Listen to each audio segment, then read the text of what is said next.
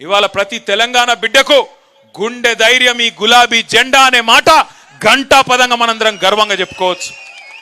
అట్లాంటి ఈ గులాబీ జెండా ఎగిరి 24 ఏళ్లు నిండి 25వ సంవత్సరంలోకి వచ్చే నెల 27 తారీఖు నాడు అడుగుపెట్టబోతా ఉన్నాం. ఇవాళ మనకు ఉద్యమము కొత్త కాదు, అధికారము కొత్త కాదు, ప్రతిపక్ష పాత్ర కొత్త కాదు. కానీ ఇవాళ మనకు తిరిగి అధికారం కావాలని కోరుకోవడం మన కోసం కాదు. నేను 10 ఏళ్ళు మంత్రిగా పనిచేసిన, జయేశ్వర్ రెడ్డి గారు 10 ఏళ్ళు చేసినారు. ఈ వేదిక మీద కూర్చున్న వాళ్ళందరూ ఎమ్మెల్యేలు అయినారు, జెడ్పీ చైర్మన్లు అయినారు, ఊహించకుండా ఎమ్మెల్సీలు అయినారు, రకరకాల పదవులు వచ్చినాయి, జెడ్పీటీసీలు అయినారు, మున్సిపల్ చైర్మన్లు అయినారు, రకరకాల పదవులు వచ్చినాయి. ఇవాళ బీఆర్ఎస్ పార్టీ కొట్లాడుతున్నది, బీఆర్ఎస్ పార్టీ తిరిగి కావాలని కోరుకుంటున్నది అధికారం మన కోసం కాదు. ఆనాడు టీఆర్ఎస్ పుట్టుక చరిత్రలో ఒక అనివార్యమైన పరిస్థితిలోంచి వచ్చిన ఒక సందర్భం. ఇవాళ కూడా తిరిగి బీఆర్ఎస్ కు అధికారం కావాలని కోరుకోవడం మన కోసం కాదు, తెలంగాణ కొరకు ఒక చారిత్రక అవసరం ఖచ్చితంగా ఉన్నది. ఈ కర్కశ కాంగ్రెస్ పాలనను ఖచ్చితంగా మళ్ళీ వీళ్ళ పీడను వదిలించాలంటే గులాబీ జెండాతోనైతే తప్ప ఇంకో జెండాతోని కాదు అనే మాట ఇవాళ ప్రజలు గుర్తించినారు.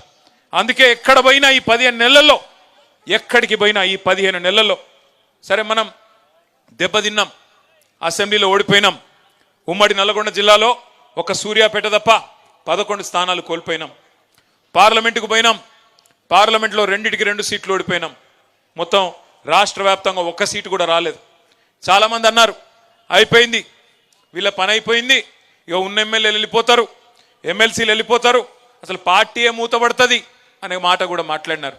కానీ ఒక ఫినిక్స్ పక్షి కదా, ఎట్లా లేసి మళ్ళీ ఆకాశాన్ని అందుకునే విధంగా అద్భుతంగా తన పోరాట పటిమతోని ముందుకు సాగుతుందో అదే విధంగా ఇవాళ కదం దొక్కి అటు కాంగ్రెస్ కు ఇటు బీజేపీకి కాలరాత్రులు చూపెడుతున్న మీ అందరికీ హృదయపూర్వకంగా తలలు వంచి శిరస్సు వంచి నేను నమస్కారం చేస్తా ఉన్నా.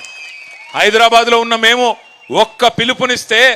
ఒక్క నిరసన కార్యక్రమానికి పిలుపునిస్తే ఇవాళ క్షేత్రస్థాయిలో కేసులు పెట్టినా, ఎవడు బెదిరించినా, ఎవడు ఏమన్నా భయపడకుండా పోరాడుతున్న మీ అందరికీ హృదయపూర్వకంగా నేను మళ్ళొక్కసారి శిరస్సు వంచి నమస్కారం చేస్తా ఉన్నా.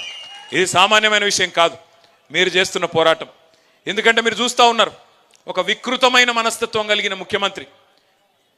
నిజంగా నేను అనుకున్నా చిన్న వయసులో ముఖ్యమంత్రి అయిండు, అదృష్టం బాగుంది, మరి పర్సనాలిటీ పెంచుకుంటాడేమో అనుకున్నా. ఎవరు? రేవంత్ రెడ్డి.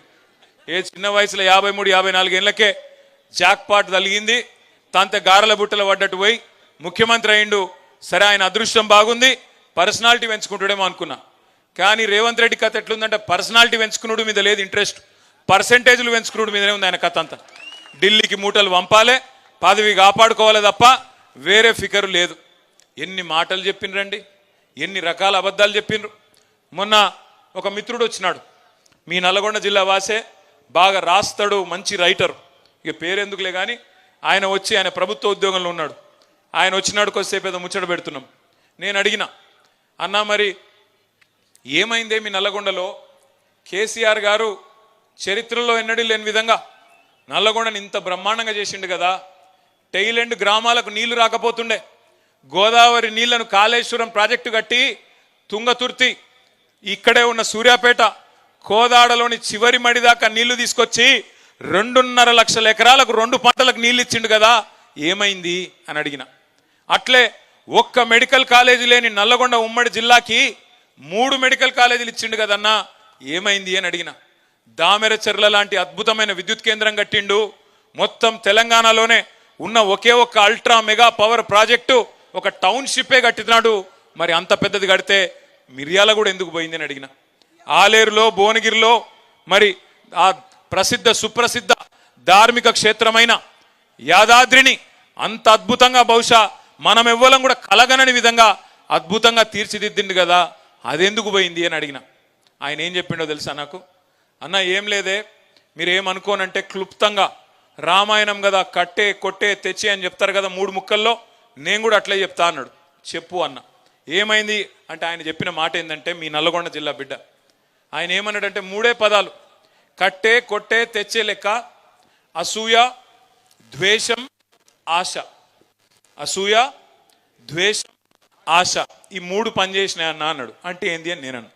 అసూయ అంటే ఈ మల్లన్నాడు చూసినావు, అబ్బా అధికార పార్టీలకు రాగానే కొత్త కారు కొన్నాడు రా, కొత్త ఇల్లు కట్టిండ్రా, ఆయన కూడా కట్టుకునే ఉంటాడు అనేటోడు.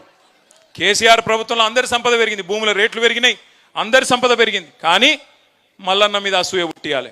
భాస్కర్ రావు గారు కొత్త అంగేసిండు, అమ్మా నిన్న మొన్నటి దాకా ఆయన ఏదో ఇదివరకు అంగి లేకుండా తిరిగినట్టు బ్రహ్మాండంగా ఉండే ఆయన ఇదివరకు కూడా, కానీ ఇవాళ కొత్త అంగేదో వేసినట్టు ఆయన మీద అసూయ పుట్టించే విధంగా స్థానిక నాయకత్వం మీద ఈర్ష్య ద్వేషాలు కలిగే విధంగా ఒకవైపు ప్రచారం, మరొక వైపు ద్వేషం. ఏదో కేసీఆర్ గారు ఈ రాష్ట్రాన్ని ఆయన కుటుంబం కోసమే తెచ్చుకున్నాడు, ఆయన ఎవరిని కలవడట, అహంకారం అట, కుటుంబ పాలనట, లక్షల కోట్లు దోసుకపోయిందంట అని కేసీఆర్ గారి మీద ఏదో దొరనట, దొరపాలనట అని చెప్పి ద్వేషం నిండే విధంగా అగ్రనాయకత్వం మీద ఇంకోవైపు విష ప్రచారం. మూడోది ఆశ. కేసీఆర్ 10,000 ఇస్తుండు కదా, నేను 15,000 ఇస్తా. కేసీఆర్ ₹1,00,000 ఇస్తుండు కదా పెళ్లికి, నేను తులం బంగారం ఇస్తా. కేసీఆర్ 2,000 ఇస్తుండు కదా పెన్షను, ముసలోనికో ముసలవ్వకో ఇస్తున్నాడు, నేను ఇద్దరికి ఇస్తా, 4,000 ఇస్తా.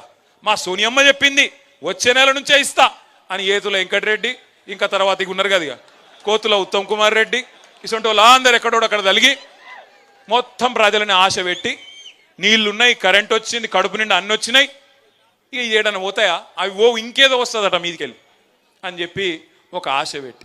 మీరు ఒకటి జాగ్రత్తగా గమనించండి, కాంగ్రెస్ ఓడు బీజేపీడు అభివృద్ధి గురించి మాట్లాడలే, సూర్యాపేటలో వచ్చిన మెడికల్ కాలేజ్ గురించి మాట్లాడలే, ఈ పక్కనే కట్టిన ఎస్పీ ఆఫీస్ గురించి మాట్లాడలే, కొత్తగా జిల్లా అయింది, జిల్లా అధికారులందరూ ఇక్కడనే కూర్చుంటుండ్రు, నాకు నల్లగొండ పోయే బాధ తప్పింది అని మాట్లాడలే, కొత్త మండలాలు అయినా చెప్పలే, తాండాలు గ్రామ పంచాయతీలైనా యాద్ చేయలే, వాళ్ళు ఇదివరకు మాట ఇచ్చి తప్పిన మాట గుర్తు చేయలే. కానీ ఏం చేసినారు, అసూయ. స్థానిక సర్పంచ్, ఎమ్మెల్యే దాకా కూడా కాదు, సర్పంచో ఎంపీటీసో జెడ్పీటీసో ఆయన ఇల్లు చదువుకుంటే కూడా చూసినావురా బగ్గ సంపాదిస్తుండు వీడు, ఈ ఎమ్మెల్యే ఎంత సంపాదిస్తుండో, ఇటువంటి ఇచ్కం బుచ్కం మాటలు మాట్లాడి రాష్ట్రంలో అందరి సంపద పెరిగింది.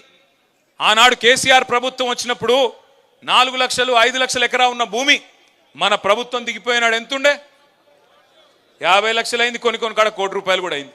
మరి అందరి సంపద పెరిగినప్పుడు ఒక టీఆర్ఎస్ సంపద మాత్రం పెరగొద్దట, ఒక టీఆర్ఎస్ సంపద పెరగొద్దు, కాంగ్రెస్ ఉంది పెరగాలి, బీజేపీ ఉంది పెరగాలి, అందరు